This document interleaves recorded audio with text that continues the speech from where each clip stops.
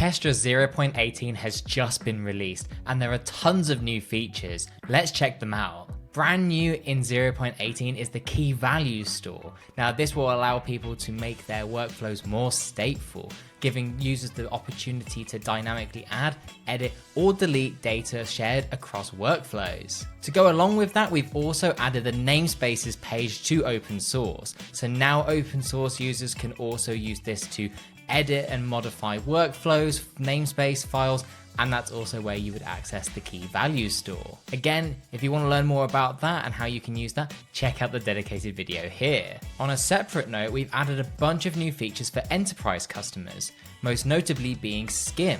This will help enterprise users have their Active Directory be their single source of truth, allowing them to connect that to Kestra and have all of their users and roles sync as they would expect. We've got a number of detailed guides in our documentation to help you get started. On top of that, we've also made a number of enhancements to audit logs, such as being able to filter by executions triggered by specific users, so that will give you that fine control that you want. We've heard your feedback and we've listened. The Outputs tab has now updated and it's now in this new column format, making it a little bit easier to navigate between the different outputs generated by different tasks. We'd love to hear your feedback on this as we continue to develop it, so let us know what you think in the comments below.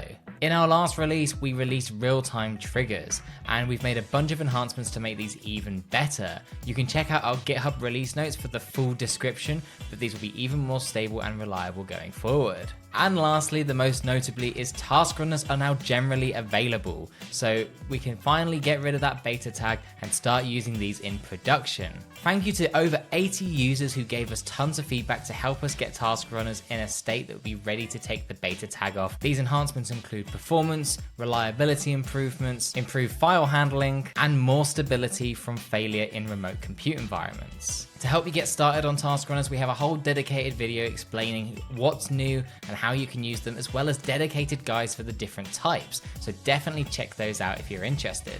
There's a whole load of stuff in the 0.18 release, but let us know in the comments what your favorite feature is and what you'd like to see in the next release.